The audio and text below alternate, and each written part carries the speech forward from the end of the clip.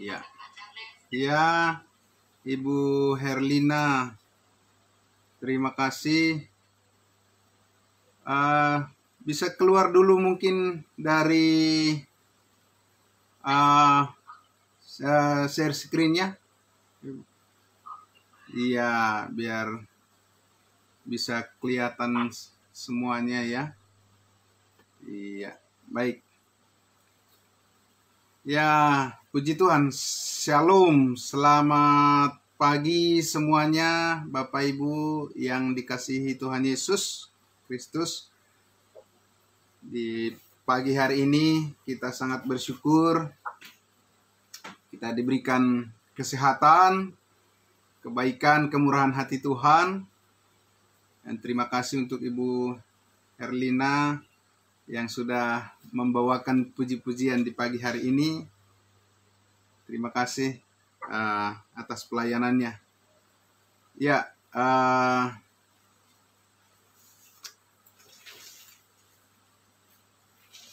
ya Bapak Ibu yang dikasihi Tuhan Yesus, saya sangat bersyukur karena pagi hari ini saya diberikan kesempatan untuk menyampaikan firman Tuhan oleh pengurus The Power of Love, khususnya pengurus Saat Teduh dari Pak Pendeta Rasita Surbakti dan juga tim untuk saya membawakan firman Tuhan di acara program Saat Teduh pagi hari ini ya.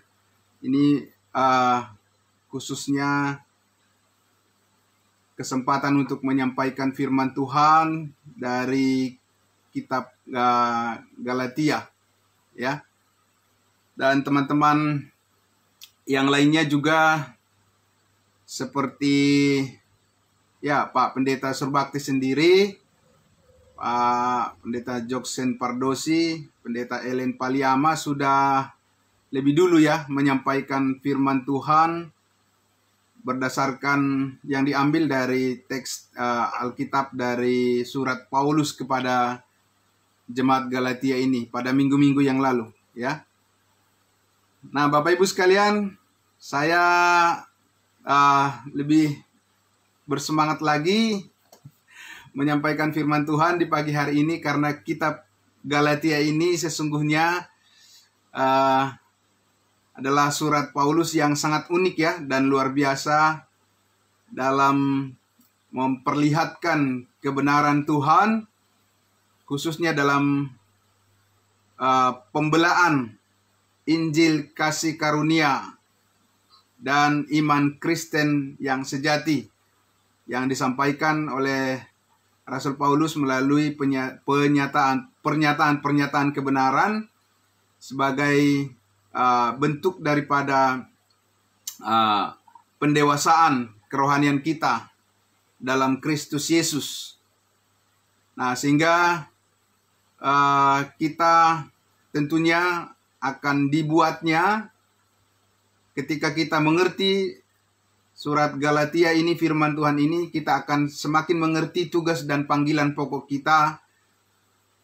Secara khususnya Bapak Ibu sekalian, bagaimana kita di tengah-tengah dunia yang syarat dengan berbagai informasi, bukan hanya yang benar yang kita jumpai, tetapi kekeliruan banyak ya dalam berita-berita yang mulai dari apa yang bisa dianggap masuk akal dan bahkan tidak masuk akal juga ya. Nah, karena itu Bapak Ibu sekalian, saya akan mengajak kita terlebih dahulu untuk berdoa sebelum kita membaca firman Tuhan sesuai dengan tema yang sudah di-share, yaitu bagaimana kita ya mengerti bahwa berkat Tuhan yang dikaruniakan kepada kita ya. Temanya adalah berkat atau kutuk. Ya, mari kita berdoa dulu Bapak Ibu. Kita berdoa. Bapa di dalam surga, terima kasih Tuhan. Di pagi hari yang indah ini kami sangat bersyukur. Ada karunia Tuhan, ada kebaikan Tuhan yang sudah sampai kepada kami. Dan kami sudah menikmatinya. Kesempatan yang sangat luar biasa di pagi hari ini Tuhan. Kami diberikan kekuatan baru untuk melakukan tugas kami untuk bersama-sama sebagai orang-orang percaya-Mu Tuhan, untuk kami saling mendoakan dan kami menyerahkan semua aktivitas kami, kehidupan kami kepada Tuhan, dan kami terlebih dahulu ya Tuhan, mendengarkan kebenaran firman yang akan menguatkan kami semua. Dan biarlah Tuhan firman kasih karunia Tuhan benar-benar memberikan kami kekuatan yang baru lagi, sehingga aktivitas kami hari ini berjalan dengan sebagaimana yang Tuhan inginkan. Terima kasih Bapa, diberkatilah semua yang sudah hadir di ruangan Zoom saat teduh pada pagi hari ini, dan juga semua yang mengikuti di live streaming Facebook. Terima kasih Pak. Bapa di dalam surga, kami sangat bersyukur ya Tuhan untuk kebaikan-Mu, pertolongan-Mu Bapa. Dalam nama Tuhan Yesus kami berdoa. Amin. Ya, baik Bapak Ibu sekalian, saya akan membacakan dari Galatia pasal 1 sebagai teks firman Tuhan yang menjadi dasar renungan kita di pagi hari ini, yaitu dari surat Paulus kepada jemaat di Galatia pasal 1 ayatnya yang ke-6. Saya akan bacakan sampai ayatnya yang ke-12 ya. Ya, dikatakan di sini mulai dari ayat 6, "Aku heran bahwa kamu begitu lekas berbalik daripada Dia yang oleh kasih karunia Kristus telah memanggil kamu dan mengikuti suatu Injil lain yang sebenarnya bukan Injil. Hanya ada orang yang mengacaukan kamu dan yang bermaksud untuk memutarbalikkan Injil Kristus. Tetapi sekalipun kami atau seorang malaikat dari sorga yang memberitakan kepada kamu suatu Injil yang berbeda dengan Injil yang telah kami beritakan kepadamu, terkutuklah dia. Seperti yang telah kami katakan dahulu, sekarang kukatakan sekali lagi, jikalau ada orang yang memberitakan kepadamu suatu Injil yang berbeda dengan apa yang telah kamu terima, terkutuklah dia. Jadi bagaimana sekarang? Adakah ku cari kesukaan manusia atau kesukaan Allah? Adakah ku coba berkenan kepada manusia? Sekiranya aku masih mau mencoba berkenan kepada manusia, maka aku bukanlah hamba Kristus. Sebab aku menegaskan kepadamu, saudara-saudaraku, bahwa Injil yang kuberitakan itu bukanlah Injil manusia, karena aku bukan menerimanya dari manusia, dan bukan manusia yang mengajarkannya kepadaku, tetapi aku menerimanya oleh penyataan Yesus Kristus." Ya Bapak Ibu yang dikasihi Tuhan Yesus, dengan tema yang sudah dibagikan seperti tadi saya sampaikan adalah bahwa tema kita adalah kutuk atau berkat. Kutuk atau berkat. Ya, kenapa bukan pakai kata dan, kutuk dan berkat? Karena kita harus memilih salah satunya, yaitu kita memilih berkat, bukan kutuk. Kita semua tentunya yang ada di ruangan Zoom ini dan juga yang mendengarkan firman Tuhan di mana saja melalui live streaming Facebook, kita semuanya ingin lebih diberkati Tuhan lagi. Amin. Ya, Bapak Ibu sekalian, dari pembacaan firman Tuhan yang tadi, yang sudah kita dengarkan, kalimat pendek dan yang mengejutkan kita yang pertama yang disampaikan oleh Rasul Paulus ialah dikatakan, "Aku heran bahwa kamu begitu lekas berbalik daripada Dia." Siapa yang dimaksudkan dengan kamu dan siapa Dia? Ya, Bapak Ibu sekalian, tentu yang dimaksudkan dengan kamu di sini adalah jemaat-jemaat Tuhan yang tinggal waktu itu di daerah Galatia, sebuah provinsi di Asia Kecil yang dikuasai oleh Kekaisaran Romawi pada saat itu ya. Jika kita lihat peta Alkitab, dan sekarang daerah Galatia itu masuk dalam wilayah negara Turki. Sehingga tadi dikatakan oleh Rasul Paulus bahwa mereka, yaitu jemaat-jemaat Tuhan yang kudus di Galatia, Paulus katakan, "Aku heran bahwa kamu begitu lekas berbalik daripada Dia." Siapa yang dimaksud dengan Dia? Tentu saja yang dimaksud adalah Yesus Kristus, Tuhan Allah dan Juru Selamat kita. Ya, Bapak Ibu yang dikasihi Tuhan Yesus, jadi mengapa Rasul Paulus merasa sangat heran dengan sikap daripada jemaat-jemaat Tuhan di Galatia tersebut, Bapak Ibu sekalian? Biasanya seseorang merasa heran itu disebabkan oleh karena yang pertama merasa kagum atau terpesona melihat sesuatu, ya. Atau yang kedua, heran karena merasa kecewa setelah melihat atau mendengar suatu keadaan atau kondisi tertentu. Nah, menurut firman Tuhan yang baru saja kita baca, yang baru saja kita dengar tadi, dari kedua hal yang menyebabkan daripada Rasul Paulus terheran-heran, Bapak Ibu sekalian, adalah karena Paulus merasa terkejut dan dia heran melihat sikap daripada jemaat Galatia yang begitu cepat berbalik daripada Tuhan Yesus yang telah memanggil mereka, ya, yang telah memanggil mereka, dan apa yang mereka percayai setelah Paulus memberitakan Injil Kristus kepada mereka, ya. Dan kemudian mereka berbalik dikatakan mengikuti suatu berita Injil yang lain, yang tentunya bersumber bukan dari kebenaran firman Kristus, tetapi mereka percaya kepada sebuah ketidakbenaran, yaitu yang disebut tadi adalah Injil lain, atau sekarang bisa kita sebut itu sebagai semacam semacam hoax, ya, hoax yang dapat menyesatkan pikiran banyak orang, ya.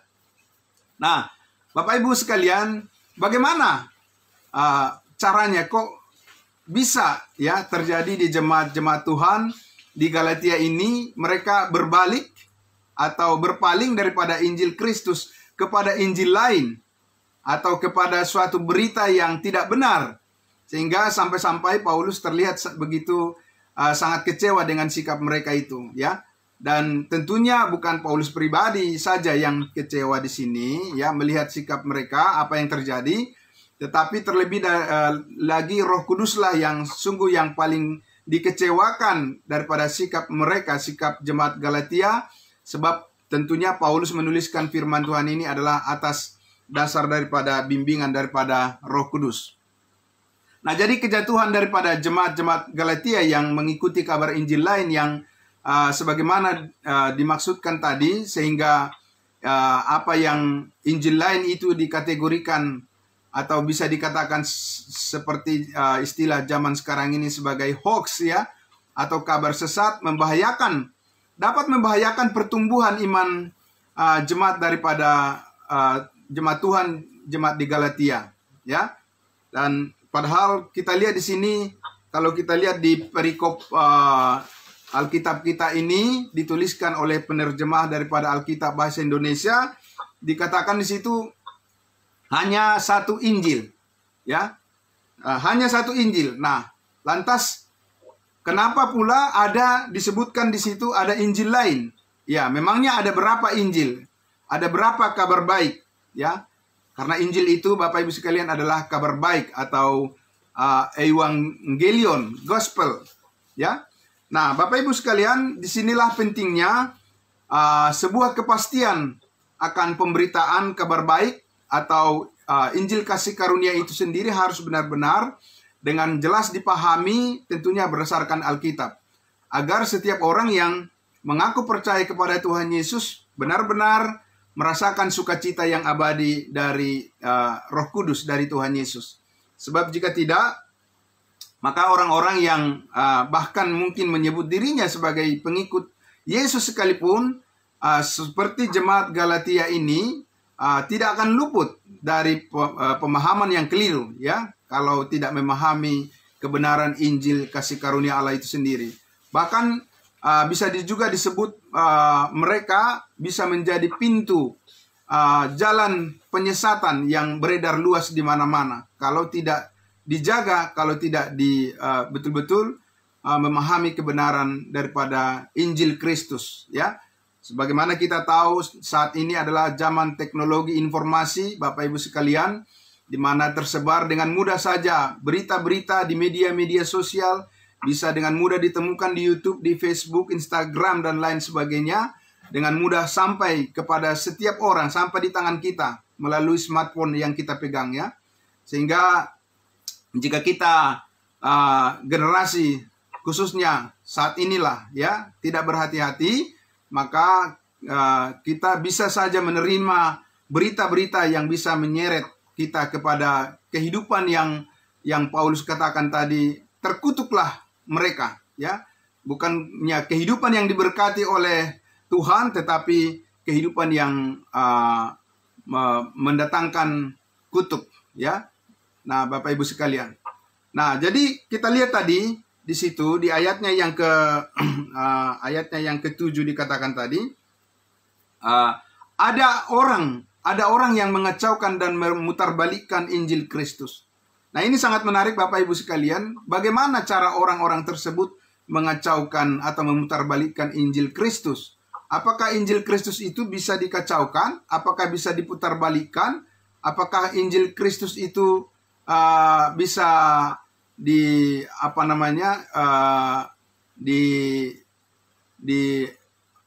dialihkan arahnya dari kebenaran menjadi ketidakbenaran?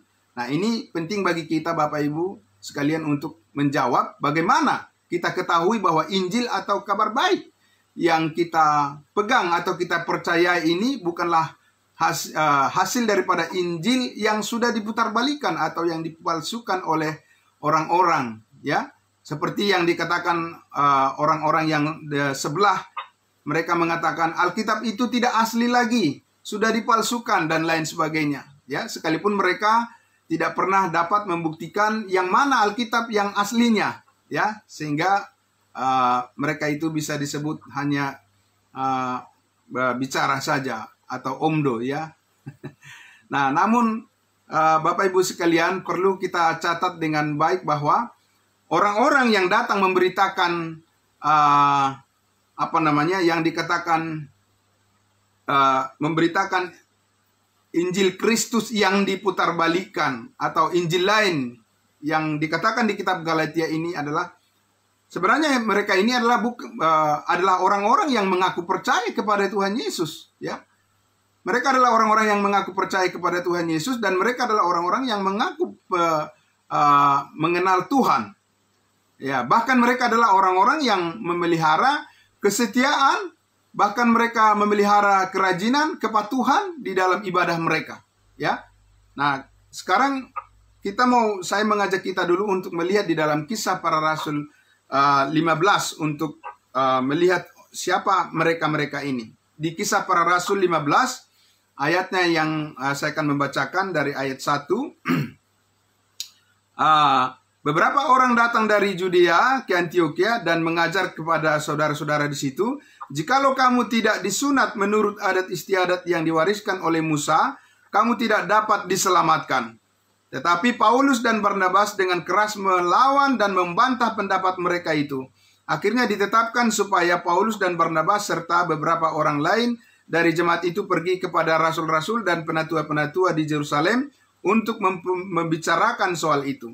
Mereka diantarkan oleh jemaat sampai keluar kota, lalu mereka berjalan melalui Fenisia dan Samaria, dan di tempat-tempat itu mereka menceritakan tentang pertobatan orang-orang yang tidak mengenal Allah. Hal itu sangat menggembirakan hati saudara-saudara di situ. Setibanya di Yerusalem, mereka disambut oleh jemaat dan oleh rasul-rasul dan penatua-penatua. Lalu mereka menceritakan segala sesuatu yang Allah lakukan dengan perantaraan mereka. Ayat 5. Tetapi beberapa orang dari golongan Farisi yang telah menjadi percaya datang dan berkata, orang-orang bukan Yahudi harus disunat dan diwajibkan untuk menuruti hukum Musa. Nah, Bapak Ibu sekalian, di situ dikatakan golongan Farisi yang telah menjadi percaya dan diselamatkan, merekalah yang memutarbalikkan Injil Kristus sebab mereka memaksakan perbuatan-perbuatan baik sebagai syarat untuk diselamatkan masuk surga saat ini di zaman kasih karunia ini. Padahal Alkitab tidak mengajarkan demikian. Dan kita sudah lihat tadi, Paulus katakan di ayat 2 itu, di kitab Kisah Para Rasul ini dikatakan oleh Lukas bahwa Paulus dan Barnabas dengan keras melawan dan membantah pendapat mereka itu. Dan kita lihat bahwa di dalam persidangan yang ada di Yerusalem ini akhirnya dihakui bahwa pendapat Pauluslah yang benar, yaitu bahwa keselamatan itu dikatakan di Efesus 2:8 dan 9 adalah karena kasih karunia Allah kita memperolehnya, dan itu bukan hasil usaha dan perbuatan kita, ya, tetapi melainkan karena semata-mata pemberian kasih karunia daripada Tuhan kepada kita setiap orang yang percaya. Nah, Bapak Ibu sekalian yang dikasihi Tuhan Yesus, nah karena itu pendapat atau Injil pengajaran yang keliru seperti yang diajarkan oleh orang-orang Farisi ini, meskipun mereka adalah orang yang percaya, ini mereka katakan tidak cukup hanya dengan percaya, tetapi juga harus disunat. Mereka juga harus melakukan hukum Taurat dan lain sebagainya. Nah, tentu ini Bapak Ibu sekalian bisa kita lihat di zaman sekarang ini juga dimodifikasi, ya, seperti dimodifikasi, diubah begitu ya bentuknya, tetapi tujuannya tetap sama seperti apa yang dilakukan oleh orang Farisi ini, meskipun mereka sudah percaya kepada Yesus. Nah, itu bisa kita juga dengarkan, bisa terjadi juga di gereja saat ini Bapak Ibu sekalian. Ada juga orang yang mengkhotbahkan, ada orang-orang yang mengatakan, kalau kamu tidak menguruskan hari Sabat, maka kamu tidak akan bisa diselamatkan. Ya, kalau kamu tidak rajin berdoa, maka kamu tidak bisa diselamatkan. Kalau kamu tidak rajin memberikan persepuluhan, maka kamu tidak bisa diselamatkan. Dan kalau kamu tidak rajin melayani, tidak rajin ke gereja, maka kamu tidak bisa diselamatkan masuk surga. Bapak Ibu sekalian, ya itu juga merupakan bentuk daripada bentuk yang lain daripada Injil lain yang dikatakan tadi oleh Rasul Paulus, bahwa di situ ditambahkan perbuatan-perbuatan untuk menjadi syarat untuk memperoleh keselamatan hidup yang kekal. Padahal Alkitab mengatakan keselamatan itu adalah karena kasih karunia Allah semata-mata. Itu adalah pemberian daripada Allah kepada kita melalui Yesus Kristus yang sudah berkorban mati di atas kayu salib, mengampuni segala dosa kita. Nah, Bapak Ibu sekalian yang dikasihi Tuhan Yesus, maka saya ingin menyampaikan sebagai kesimpulan daripada firman Tuhan pada pagi hari ini. Saya ingin menyampaikan dari Titus pasal 3 ayatnya, Titus pasal 3 ayatnya yang kelima, ya. Nah, ini yang dikatakan oleh firman Tuhan di ayat 5, dikatakan, pada waktu itu Dia telah menyelamatkan kita bukan karena perbuatan baik yang telah kita lakukan, tetapi karena rahmat-Nya, oleh permandian kelahiran kembali dan oleh pembaharuan yang dikerjakan oleh Roh Kudus. Ya, pada waktu itu Dia telah menyelamatkan kita bukan karena perbuatan baik yang telah kita lakukan, tetapi oleh karena rahmat-Nya, oleh karena kasih karunia Tuhan. Jadi Bapak Ibu sekalian, Tuhan telah menyelamatkan kita bukan karena perbuatan-perbuatan baik yang telah kita lakukan. Bukan sama sekali, bukan karena kesetiaan kita. Tetapi kita diselamatkan karena kesetiaan Kristus di atas kayu salib. Ya, dan itu adalah perbuatan yang sempurna. Apa yang dilakukan oleh Tuhan Yesus di atas kayu salib itu, Dia berkata, sudah selesai. Tetelestai, sudah sempurna. Nah, jelaslah itu Bapak Ibu sekalian adalah merupakan pekerjaan daripada Roh Kudus yang menyelamatkan kita dengan cara menyelamatkan kita karena kita percaya bahwa Yesus Kristus telah mati mengampuni segala dosa kita. Nah, inilah kabar baik perbuatan Yesus Kristus yang sudah selesai, yang sudah sempurna di atas kayu salib, di mana kita setiap orang yang percaya diberikan jaminan kepastian keselamatan hidup yang kekal. Inilah kasih karunia Allah di pagi hari ini yang bisa kita dengarkan dari firman Tuhan Bapak Ibu sekalian. Dan marilah kita semakin bersemangat untuk melayani Tuhan, semakin bersemangat memberitakan firman Tuhan, semakin bersemangat lagi untuk melakukan segala tugas talenta yang Tuhan percayakan bagi kita. Karena janji Tuhan, firman Tuhan berkata, bukan saja kita diberikan keselamatan hidup yang kekal sekali untuk selama-lamanya, tetapi kita juga dijanjikan upahmu besar di surga. Mari kita berdoa untuk firman Tuhan.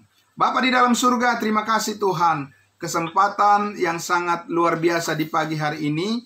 Engkau memberikan kami firman-Mu ya Bapa, firman kasih karunia-Mu, firman yang murni, di mana Injil Kristus menjadi pegangan kami yang murni dan yang benar-benar memberikan kami hati yang penuh damai sejahtera dan sukacita di pagi hari ini. Dan untuk semua yang mendengarkan firman Tuhan, di mana saja kami percaya berkat-Mu melimpah atas mereka. Dan terima kasih sekali lagi atas anugerah Tuhan yang telah menyelamatkan hidup kami dan telah memberikan kami jaminan hidup yang kekal di dalam Kristus Yesus.